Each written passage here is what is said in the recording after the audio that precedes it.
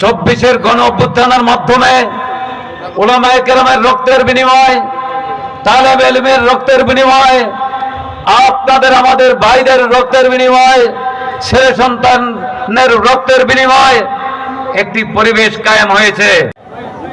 এই নির্বাচনী সভায় উপস্থিত আমাদের সকলের শ্রদ্ধার মধ্যমণি, এই বাংলাদেশের শরিয়া ভিত্তিক ইনসাফের রাষ্ট্র কায়েমের রূপকার আমাদের রাহবার পীর সাহেব চরমনাই উপস্থিত আছেন। ভোলা জেলার বিভিন্ন শিক্ষা প্রতিষ্ঠানের প্রধান উপস্থিত আছেন। পীর সাহেব হুজুরের সফর সঙ্গে বাংলাদেশের বিশিষ্ট মুফাসসির হযরত মাওলানা হাবিবুল্লাহ মেজবাহ সহ হুজুরের সফর সঙ্গী বৃন্দ, সমবেত বিভিন্ন শিক্ষা প্রতিষ্ঠানের প্রধান, বিশিষ্ট ব্যক্তিবর্গ, রাজনৈতিক ব্যক্তিবর্গ, উপস্থিত ইলেকট্রনিক ও প্রিন্ট মিডিয়ার সাংবাদিক বৃন্দ, সমবেত তৌহিদি জনতা, আসসালামু আলাইকুম ওয়া রাহমাতুল্লাহি ওয়া বারাকাতুহু। আমরা সকলে জানি যে এই দেশ, এই আকাশ, এই সূর্য, এই পৃথিবী গোটা আলমের মালিক আল্লাহ তাআলা। এই দেশ যতক্ষণ পর্যন্ত আল্লাহর হুকুমে না চলবে, দেশে কখনো শান্তি আসতে পারে না। পরিবেশ প্রতিকূল থাকার কারণে সময় সুযোগ হয় নাই, এইভাবে একটি রাষ্ট্র, শরিয়া ভিত্তিক একটি রাষ্ট্রের স্বপ্ন দেখার সুযোগ হয় নাই।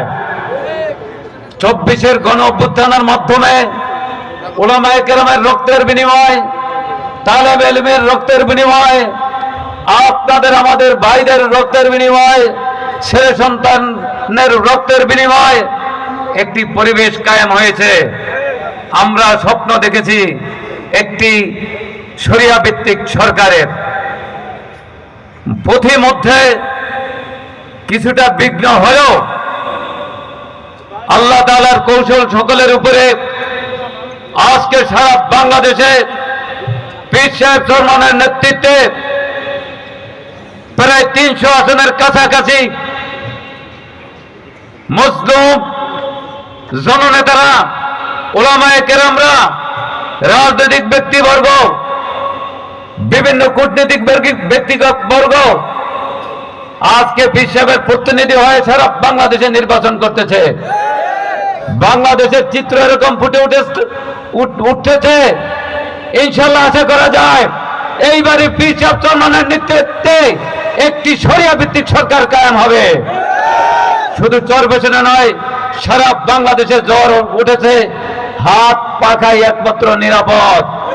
এই দেশের নারীদের, এই দেশের উলামায়ে কেরামদের, এই দেশের ব্যবসায়ীদের, বুদ্ধিজীবীদের একমাত্র নিরাপদ স্থান হচ্ছে হাত পাখা প্রতীকের ইসলামী আন্দোলন পীর সাহেব চরমনাই।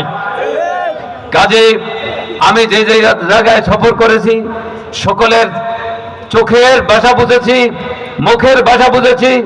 ইনশাআল্লাহ বিশেষ করে চরফ্যাশনের সকল গণমানুষ তারা ইসলামকে ভালোবাসে। এই এলাকার অনেকগুলো ইউনিয়নের নাম আবু বক্করপুর নাম রেখেছে, খোলাফায়ে রাশেদার নামে ওসমানগঞ্জ নাম রেখেছে, এরকম মা আয়েশার নামে নাম রেখেছে, খাদিজাতুল কুবরার নামে নাম রেখেছে। এই দেশের মানুষ ইসলাম ভালোবাসে। আগামী সরকার তারা ইসলামের সরকার দেখবে। আগামী চরফ্যাশনে ইনশাআল্লাহ তারা ইসলামের প্রতিনিধি, হাত পাকার প্রতিনিধিকে বিজয় করবে ইনশাআল্লাহ। আমি একজন ক্ষুদ্র খাদেম হিসাবে এই এলাকার জন্য যে স্বপ্ন দেখেছি, যে স্বপ্ন লালন করি, তা হচ্ছে এখানের বৃহৎ জনগোষ্ঠী, মূল ভূখণ্ড থেকে বিচ্ছিন্ন একটি এরিয়ার জনগোষ্ঠী, যারা শিক্ষায় দীক্ষায় কর্মমুখী শিক্ষা থেকে অনেক পিছিয়ে আছে। আমি চিন্তা করেছি ইনশাআল্লাহ আমি যদি এই এলাকার দায়িত্ব পাই, প্রথম কর্মমুখী শিক্ষার মাধ্যমে আমাদের এই জনশক্তিকে, আমাদের এই জনগণকে জনশক্তিতে পরিণত করব। আন্তর্জাতিক শ্রম বাজারে যথেষ্ট চাহিদা রয়েছে প্রশিক্ষিত জনগোষ্ঠীর।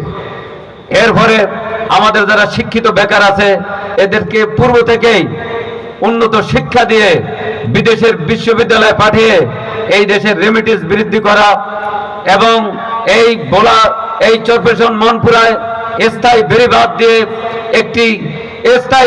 দিয়ে মানুষের নির্বন্ধন থেকে রক্ষা করা এবং এই এলাকাকে একটি আন্তর্জাতিক মানের পর্যটন এরিয়া হিসাবে উন্নীত করা এবং এই চরফ্যাশন বাংলাদেশের 17টি জেলা থেকে বড়। এখানে এই শুধু চরফ্যাশন উপজেলায় 4টি থানা রয়েছে। এই চরফ্যাশন উপজেলাকে একটি জেলায় উন্নীত করা হবে ইনশাআল্লাহ এবং এখানে একটি মেডিকেল কলেজ, পাবলিক বিশ্ববিদ্যালয় সহ এই জনপদের যারা বেড়ির বাইরে বসবাস করতেছে তাদের বিশুদ্ধ পানির অভাব রয়েছে, চিকিৎসার অভাব রয়েছে, এরকম মা বোনদের অনেক সমস্যা রয়েছে। এগুলা নিয়ে ইনশাআল্লাহ কাজ করব এবং এই এলাকায় যারা সরকারি যে প্রাপ্য রয়েছে তা আমি এবং আমাদের কর্মীরা তার ঘরে ঘরে পৌঁছিয়ে দিব। আমরা কোনো ফ্যামিলি কার্ড দিব না, আমরা কোনো বিকাশ নম্বর নিব না। আমাদের প্রতিটি কর্মী এবং আমি নিজে এই চরফ্যাশন মনপুরার ঘরে ঘরে ফ্যামিলি সদস্য হয়ে যাবো ইনশাআল্লাহ। কাজে আমি আমার বক্তব্য না বাড়িয়ে আপনাদের মাধ্যমে আমাদের মা বোনদেরকে সালাম দিয়ে, ওলামায়ে কেরামদেরকে সালাম দিয়ে এবং আপনাদের সকলের সুস্বাস্থ্য কামনা করে, আমাদের পীর সাহেব চেয়ারম্যানের নেক হায়াত কামনা করে মঞ্চে যারা উপস্থিত হয়েছেন সকলকে ধন্যবাদ জানিয়ে আমার সামনে সাংবাদিক সহ বিভিন্ন পেশাজীবী যারা রয়েছেন সকলকে আন্তরিক মোবারকবাদ জানিয়ে আপনাদের মাধ্যমে আবারও মা বোনদেরকে সালাম দিয়ে আমার বক্তব্য শেষ করছি। নাসরুম মিনাল্লাহি ওয়া ফাতহুন কারীব।